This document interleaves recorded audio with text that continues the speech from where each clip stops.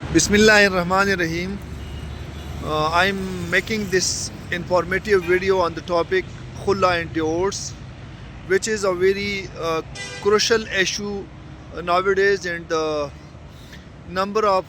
Khulla and divorce cases are increasing day by day.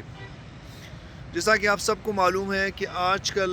کے دور میں خلا اور طلاق کی جو کیسز ہے وہ روز بروز بڑھتے جا رہے ہیں. اس سلسلے میں ان کے پروسیس کے بارے میں بات کروں گا اور خلا اور طلاق کے بعد دونوں فریقین کی جو لائبلٹیز ہے ان کے بارے میں بات کروں گا. جیسا کہ آپ سب کو معلوم ہے کہ خلا جو ہے وہ موسٹلی عورت کی طرف سے لی جاتی ہے اور عورت جو ہے وہ کورٹ کی ذریعے سے خلا لے لیتی ہے، لیکن طلاق جو ہے وہ عام طور پر مرد یعنی ہسبینڈ جو ہے وہ دے دیتا ہے. ابھی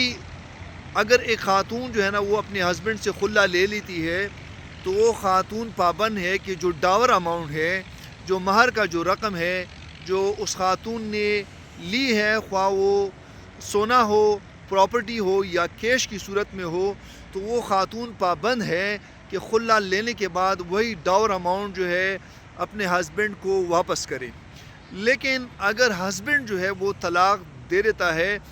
تو پھر ہسبینڈ جو ہے وہ ان سے جو ڈاور اماؤنٹ ہے ان کا ڈیمانڈ جو ہے وہ نہیں کر سکتا. اس کے ساتھ ساتھ اگر ہسبینڈ نے ڈیورنگ دس ایگریمنٹ مطلب شادی اور کا جو معاہدہ ہے، اس دوران اگر اپنی بیوی کو کوئی گفٹ دیا ہو تو وہ ان سے ڈیمانڈ نہیں کر سکتا اور وہ گفٹ جو ہے نا وہ ان سے واپس نہیں لے سکتا، خواہ ان کے درمیان خلا ہو جائے یا ان کے درمیان طلاق ہو جائے. اس سلسلے میں سپریم کورٹ کی ججمنٹ ہے 2025 کا. اس کے ساتھ ساتھ اگر دونوں کے بچے ہو، فار ایگزامپل میں بیوی کا ایک بیٹا ہے اور بیٹیاں 2-3 بیٹیاں ہے، تو اس سلسلے میں بیٹا جو ہے وہ 7 سال تک جو ہے نا وہ ماں کے ساتھ رہے گا. پھر 7 سال کے بعد جو ہے ان کا جو باپ ہے وہ اپنے بچے کو اپنی تحویل میں لے سکتا ہے. اگر بیٹی ہے تو وہ بلوغت تک جو ہے وہ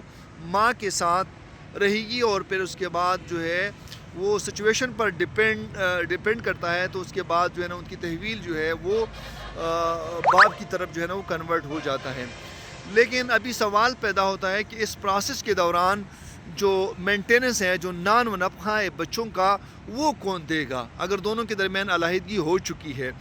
تو اگر دونوں کے درمیان میں بیوی کے درمیان علیحدگی ہو چکی ہے لیکن اس کے باوجود بھی اور بچے جو ہے نا وہ ماں کے پاس ہے، تو اس کے باوجود بھی اس کا جو باپ ہے وہ پابند ہے کہ وہ اپنے بچوں کا جو نان و نفقہ ہے، جو ان کے جو اخراجات ہے، وہ اسکولنگ ہے یا دوسرے کھانے پینے کے اخراجات ہے، کپڑوں کے اخراجات ہے، وہ سارے جو ہے وہ ہسبینڈ یعنی ان کا باپ جو ہے وہ پابند ہے کہ وہ وہی اخراجات جو ہے نا اپنے جو ایکس بیوی ہے ان کے حوالے کیے جائے. تو یہ جو ہے نا ان کا ایک قانونی حق ہے. تو میرے خیال میں اس ویڈیو میں نے دونوں پوائنٹس کو ڈسکس کیا کہ کتنے سال کے بعد بیٹا اور بیٹی جو ہے نا وہ باپ کے ہینڈ اوور ہوگا، اور اس کے بعد ان کے جو ایکسپینسز ہے وہ کون دے گا. ایکسپینسز آٹومیٹکلی ہسبینڈ ہی دے گا. تو آئی تھنک کہ یہ ویڈیو جو ہے ایک پبلک انٹرسٹ کی ویڈیو ہے، آپ سب کے لیے بینیفیشل ہوگی. Thank you so much.